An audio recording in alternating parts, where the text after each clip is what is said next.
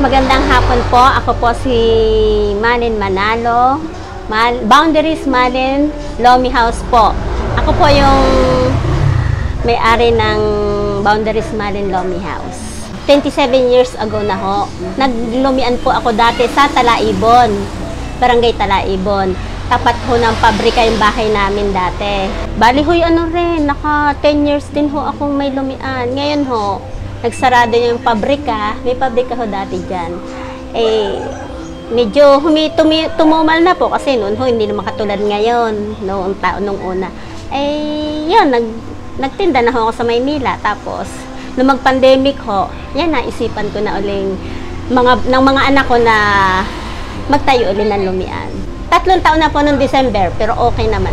Ito ho, tulong-tulong ng mga anak ko para ipagawa ho namin ito garahe na ginawa na rin ho namin lumian.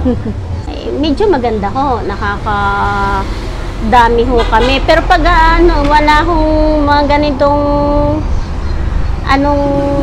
yung wala hong tawag dito. Walang okasyon. Walang okasyon, medyo matula. Hanggang 10 kilo lang pag ganito. Pero pag mga Holy Week, mga siya, hindi ho kaya ng katawan ko sa sobrang dami na maglulumi. Ano ba yung mga ingredients natin sa ating lomi?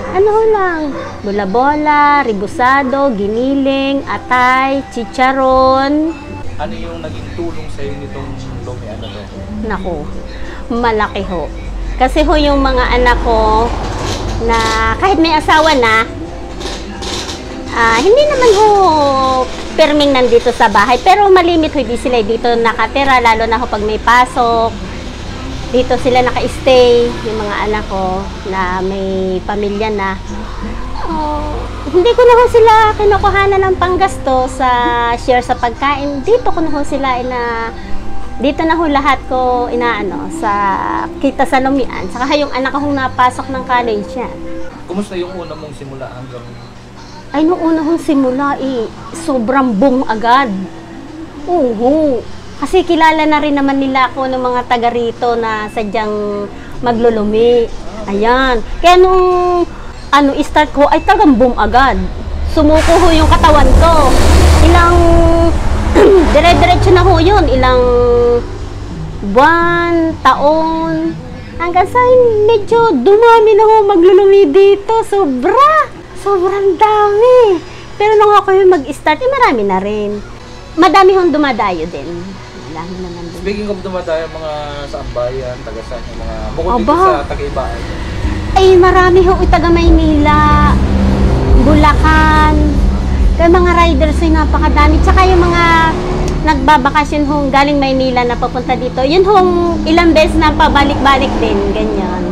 Kung kayo ay papasok negosyong ito, yung talagang bukal sa loob nyo na gusto nyo siya, gusto nyo magluto, ayan, gusto nyo yung trabahong ito, dahil kung hindi talaga nyo hobby ito o gusto isa sa puso, hindi nyo kakayanin.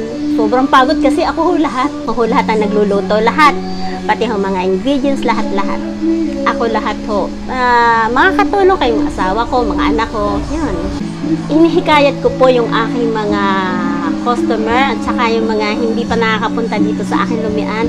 Kayo ho, subukan nyo hong pumunta dito at babalik po kayo. Sigurado po, magugustuhan nyo po ang aking lomi. Sana po ay puntahan nyo ako para naman ho matikman nyo yung lomi ko.